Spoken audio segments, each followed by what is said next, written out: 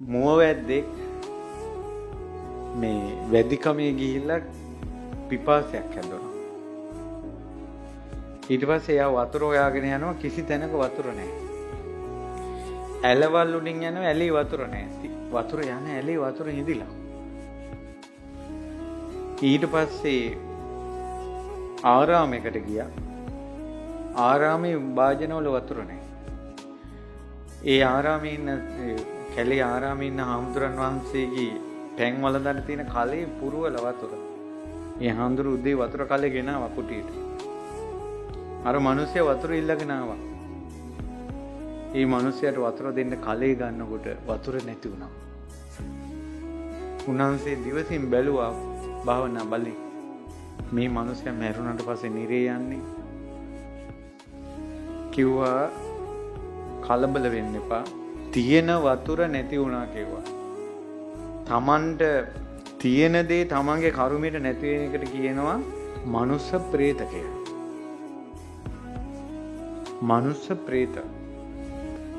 කියන්නේ කර්මයේ ප්‍රබල බව දැම්ම පේනවා. ඉතින් අර වතුර කාලේ හිඳිච්ච නිසා අර රහතන් වහන්සේ කිව්වා ඔයාගේ කර්මයේ ප්‍රබලයි. ඔයා මේකෙන් නිදහස් වෙන්න ඔයා නිරේ යන්නේ ඉන්නේ. කොහොමද ස්වාමීනි මම නිදහස් වෙන්නේ? මහාන වෙන්න කිව්වා. එයා ඇත්තටම අර වතුර නැති වෙන එක දැකලා බය වෙලා මහාන වුණා. මහාන වුණාට වැද්දෙක් නේ මහාන වුණේ. ඔක දවස් කීපයක් යනකොට අමතකයි. මෙයාට ඉන්න බෑ.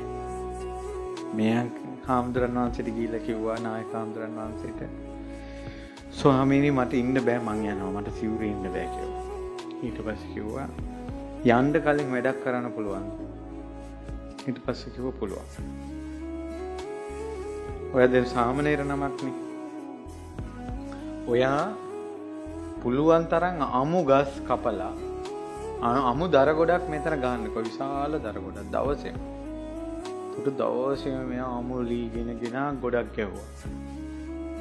පුළුවන් තරම් වතුර ඉන්න කිව්වා ඒකට වතුර ඉස්සා. ඊට පස්සේ කෝ ඔයා මැරිලා යන නිරේ මම දැන් ගන්නවා කිව්වා අබ්බ ඇටයක තරම් ගිනි පුපුරක්. අබ්බ ඇටයක් තරම්. කියලා උන්වහන්සේ 이르දියෙන් මහ පොළොව ඇතුළට අත දාලා අර නිරේන් අබ්බ ඇටයක් තරම් ගිනි පුපුරක් අරන් දැම්ම අර මේ දර ගොඩට අලු වුණා. අරයාගේ ඇස් දෙක ඉස්සරහට. ඊට පස්සේ මෙයා රහතන් වහන්සේ දේශනා කරනවා ඔය අබ්බ ඇටයක් වගේ ගිනි පුපුරක් කිව්වා. මහා මෙරක් තරම් ගින්දරක් උඹ එනකල් බලාගෙන ඉන්නවා කෝ. අන්න ඇහැට පෙනුණා. සිරිපා අල්ලගෙන ඉම්බා මට යන්න දෙන්න එපා ගෙදර කියලා. භාවනා කළා. නිින්ද යනවට වතුරේ ඇලයක බහැලා සක්මන් කරනවා. පිදුරු වලින් දරණුවක් හදාගෙන ඒ දරණුව වතුරේ බල ඔළුවේ තියාගෙන සක්මන් කරනවා නිින්දේයි කියලා. රහතන් වහන්සේ නමක් බවට පත් වුණා. නිරේ යන්න තිබ්බේ කෙනාට ජීවිතේ වෙනස් කරගන්න පුළුවන් වුණාද බැරි වුණාද? නිරේ යනවා කියන එක නිට්ටයයිද අනිත්‍යයිද? අනිත්‍යයි. ඔය තරම් පව් ඔයාලගේ අතින් වෙලා නැහැ. ඔයාලගේ ජීවිතේ වෙනස් කරගන්න පුළුවන්. අලුත් මාවතකට ගන්න පුළුවන්.